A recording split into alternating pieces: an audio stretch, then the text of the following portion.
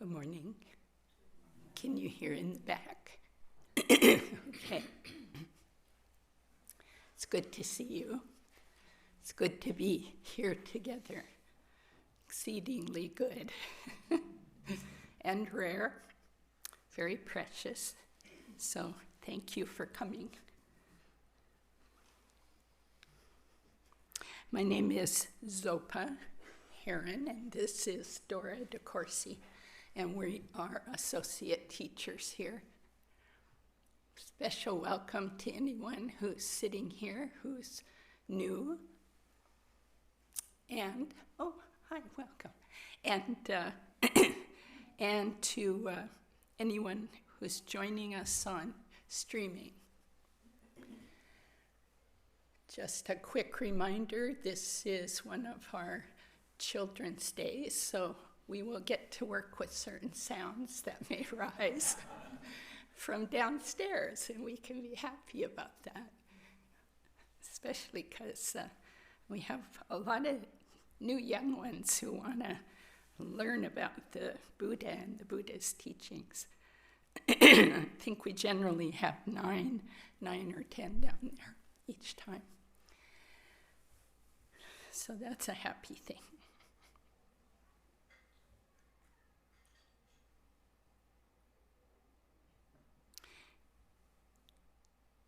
Let's start right out with our recitation for the practice of calm abiding. And it's called the Refuge in Bodhicitta prayer. So we go for refuge from our own suffering minds, not from something external, because external things will always change. Sometimes they look difficult, sometimes they look easy. But what our mind does in each circumstance is what causes either joy or suffering, calm or turbulence. We know this because two people can sit in the same conditions, and one is at peace and the other one's in turmoil. So we take refuge here in the Buddha who woke up. That's actually the meaning of Buddha, awakened one. In the Dharma, that is what the Buddha discovered. The Buddha didn't create the Dharma. He just saw how reality is. And we take refuge in the Sangha. That's on 3 levels. Those of us sitting here who wish to practice what the Buddha taught, what he discovered. In particular, monastics who dedicate their whole lives and pretty much every moment of their lives to the practice.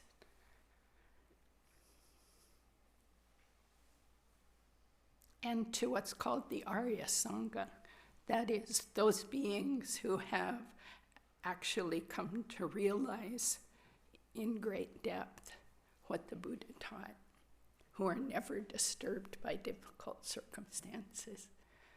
We're headed that way, as long as we practice. And bodhicitta, the awakened mind has this deep understanding that we are completely interconnected. There is no separate self. That's a fantasy, a hallucination, an illusion. So that's simply on one level. There's much more to say about bodhicitta, but I'm not going to say it right now.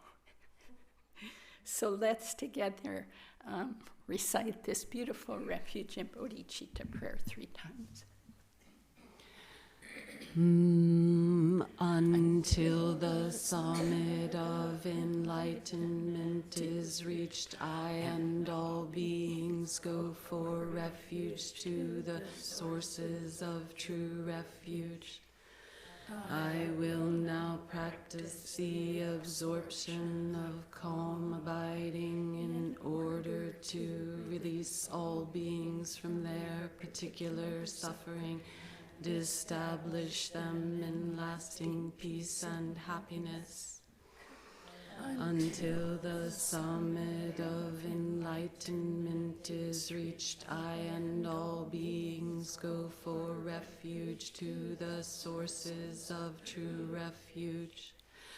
I will now practice the absorption of calm abiding in order to release all beings from their particular suffering and establish them in lasting peace and happiness. Until the summit of enlightenment is reached, I and all beings go for refuge to the sources of true refuge. I will now practice the absorption of calm abiding in order to release all beings from their particular suffering and establish them in lasting peace and happiness.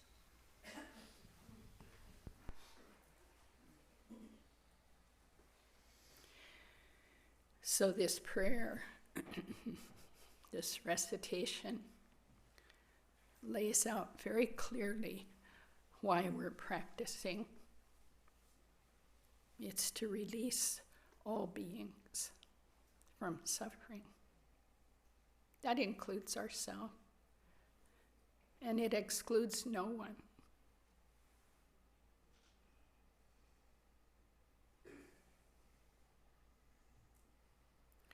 So the practice of calm abiding is in some ways very easy to describe. It's even easy to sit down and engage in it. And then it's very easy to see that our minds are highly untrained in calm. They're trained in wild mind, one might say. Trained to hop around and follow stories and make plans and deeply look at our emotional states and make stories about those. But what we're doing with this calm abiding practice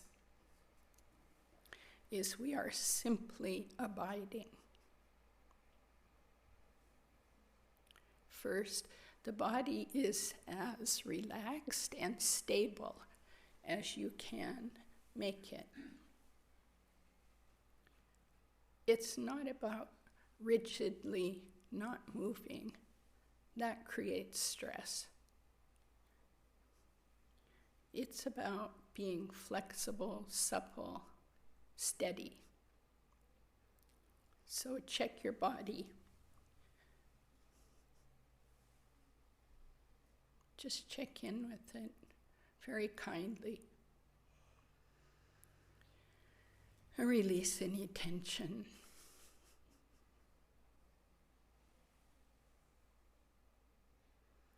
When we abide calmly, there's nothing to do. That's a relief. Nothing to plan. Nothing to remember.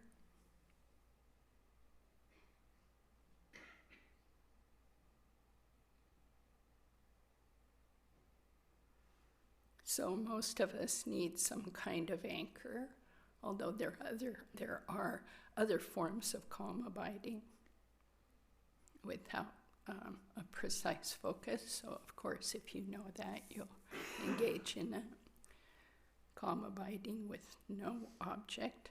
But most of us need some kind of anchor to come back to when we get lost in thoughts, fantasies, etc. So the most common one to use is the breath. Right at the nostrils or at the belly.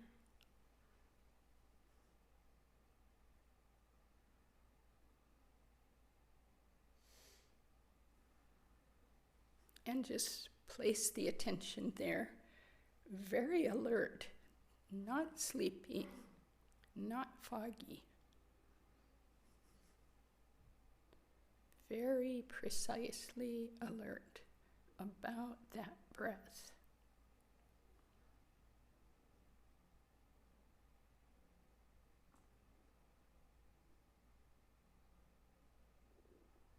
And then the mind wanders, sometimes immediately.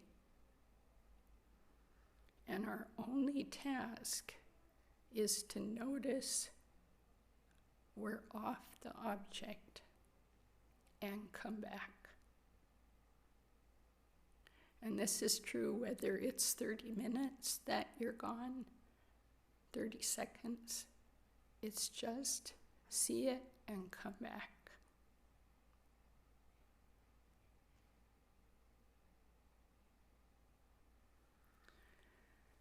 So to give us a little more support, I want to read a verse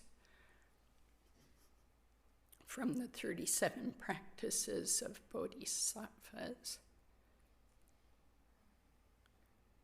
about concentration, which is what we're engaged in, shamatha, calm abiding, concentration. Whatever arises is your own mind. Mind itself is free of any conceptual limitations. Know that. Don't generate subject-object fixations. This is the practice of a bodhisattva.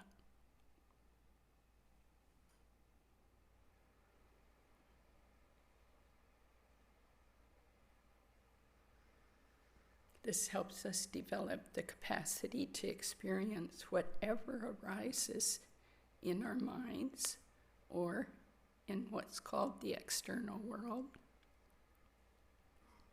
Whatever arises there, we grow this capacity to experience it through this calm abiding by experiencing whatever comes in our minds and seeing it as the mind. If we do this over and over again, we become free of reactions. We let go of all fixations. So we'll do this for the next 35 minutes with some short stretching times.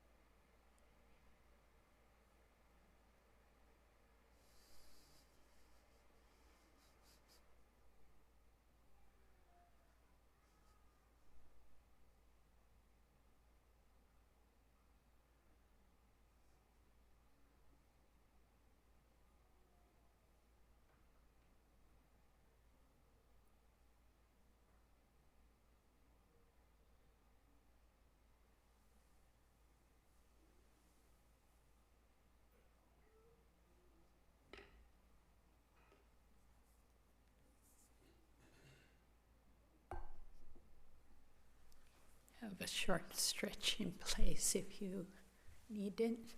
Reset your focus, brighten your mind.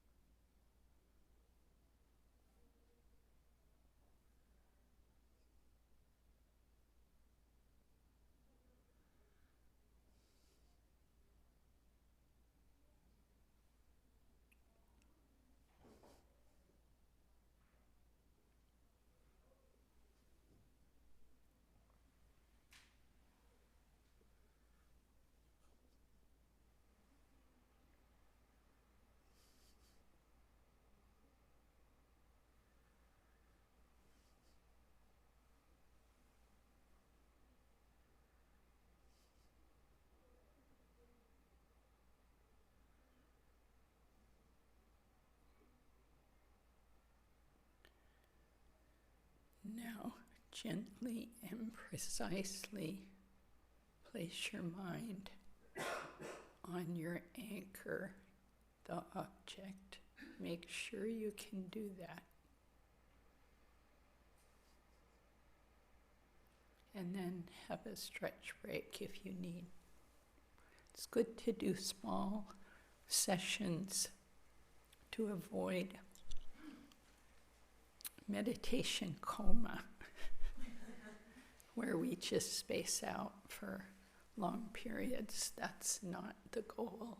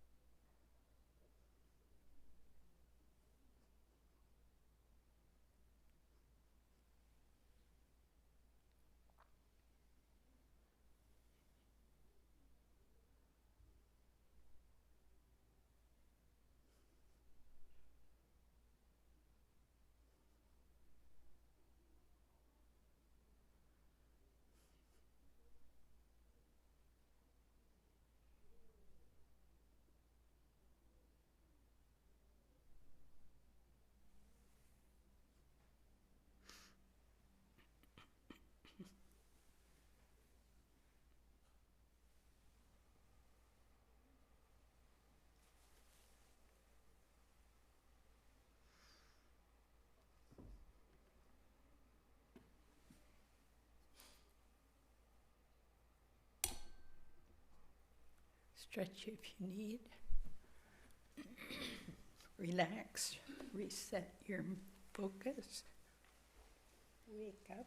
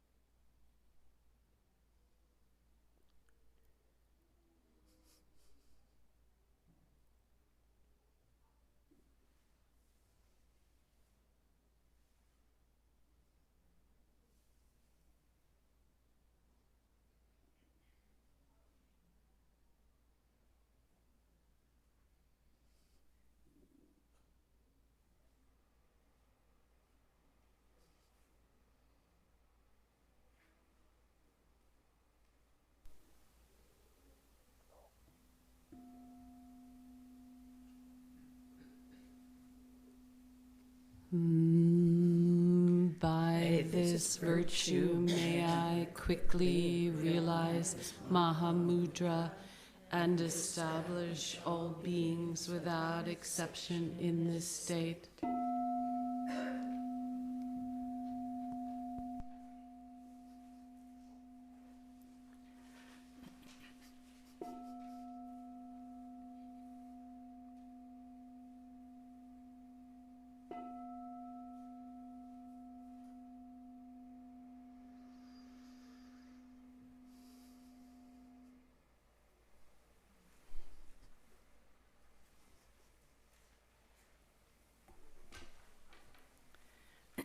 Thanks, everyone.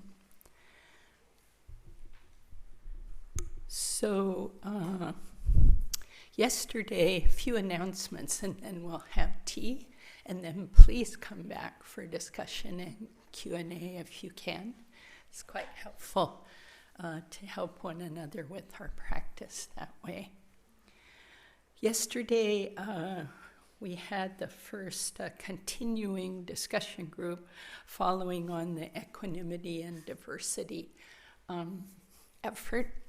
So it went quite well, and the group decided to meet once a month. So if you're interested in working on equanimity, bringing that prism, that practice to issues of racism, gender discrimination, classism, see me.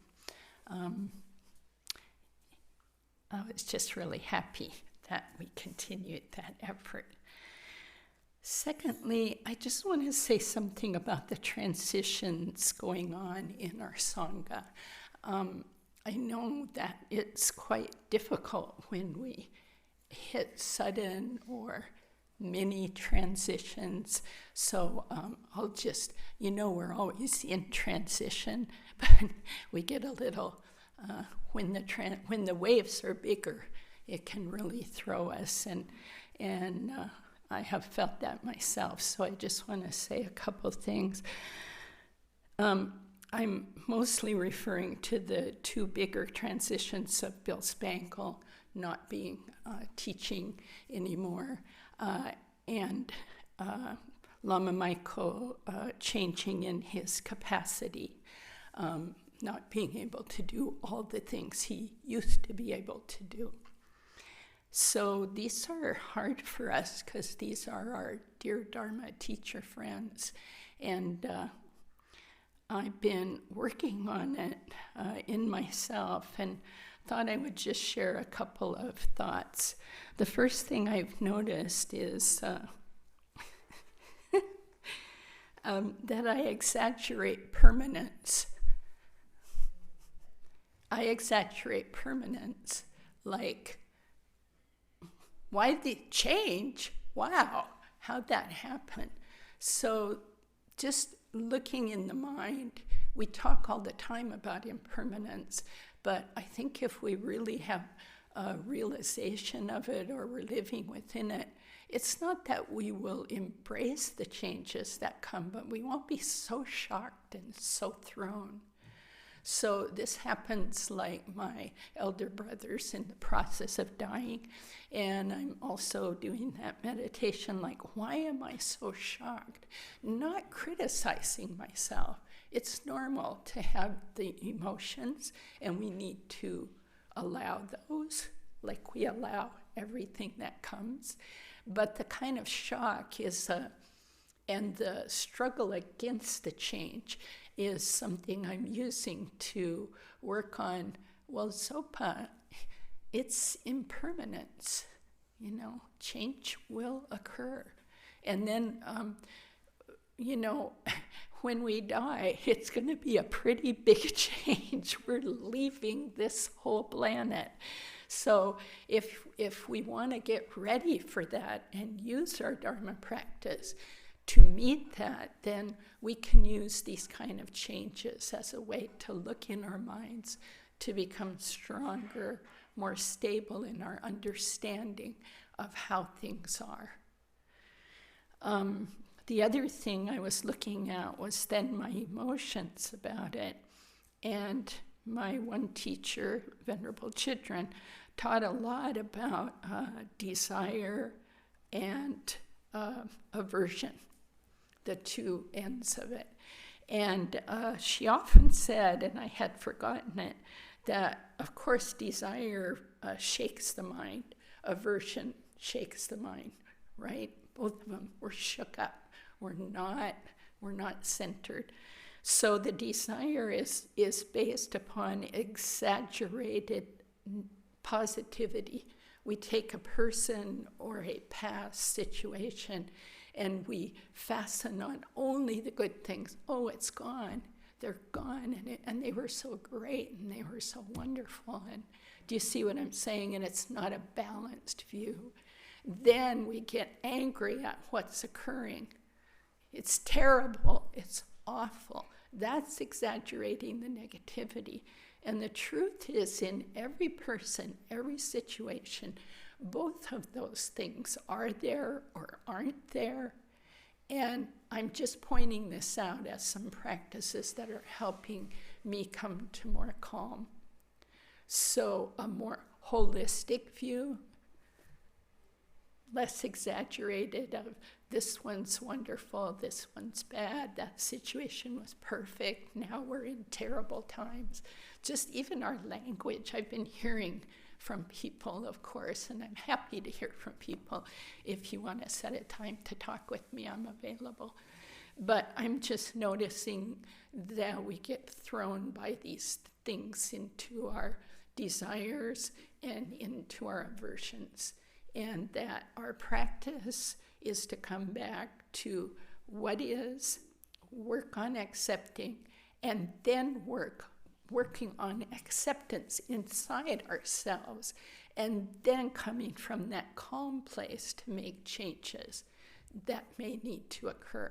I also want to assure people that the board is working on a plan for everyone in the Sangha who wants to give meaningful input about the transitions. You will have that opportunity. But these things take a little while to design so that they're done well. So patience, the perfection of patience is the one I finally landed on, trying to get myself out of these desire and aversion waves. And remember, patience is being calm and grounded in all circumstances, in addition to be able to bear hardships with grace, with love, with generosity. Just that fortitude, that sense of become stronger. And I know all of you have been through really hard things in your lives. And when you look back, you see, I grew. So this too can become that. Okay? Just wanted to share a bit. We're going to continue moving along, and there will be announcements and some proposals soon. So please be patient. And take care of one another. Okay, so in terms of announcements, I know we have a death and dying study group. Cynthia, can you give the times again? Tuesday, 1:30 to 3, discussing Lincoln and the Bardos. Okay, Tuesday, 1:30 to 3. And looking at death's pretty important, because if we get shook up at anything, I keep thinking, what will that be like? Leaving the body. And then, Dora, can you talk about winter retreat? Thank you. I think people are pretty aware. Winter retreat season coming up February 15th for 2 months at SCOL. Time for opportunity for personal retreat in a group setting, meals provided, and bells rung to keep us in our sessions. So it's on the website with link telling more about it and giving a link to sign up for the period that you want. So I think the information is there that you need. But if you have any questions, you can ask me. Thank you. And one other thing, I see there's some announcements. I will get to them. because we're short on teachers right now, dear Dora has agreed that she will lead some sessions. So I'm really happy about that, and thank you. Okay, couple of, Salidra. We have a newcomer here today, Mauricio. Mauricio, welcome. Welcome. And is there anyone else here for the first time? Yeah, over here. Would you meet me at that desk on the other side of the door? Welcome. Thank you. And what's your name? Pam? Pam, welcome. And I just wanted, since we were talking about the death and dying, the death and dying practice group has changed to Mondays. And what happens in the practice group is it's actually a meditation of dissolving the 5 elements. So people lay down and someone, usually me, facilitates the meditation practice. So it's quite something to step into the possible experience of actually dying. Okay, for those on streaming who probably didn't hear a death and dying practice group, it's good to practice dying. We practice everything, but this hugely important thing we don't practice, and be good to practice. And Salidra's leading that on Mondays, 1st and 3rd, or which? First Monday of the month. And Diane. Just wanted to say the calendars are all on clearance in the bookstore. Oh, good. 2019 calendars, and there's some real beautiful ones in there are on clearance in the bookstore. Yeah, Linda. This is second Sunday, which means it's cleaning Sunday. So after the Q&A, if you can stick around, we'll have a board in the back that will have the tasks, and so you can pick one that you feel like you'd like to do, and turn it over and do the task, and we'll have a clean. I'm amazed every Sunday at how everybody just digs into this, and we have a beautiful, clean building when everybody's done. So thank you.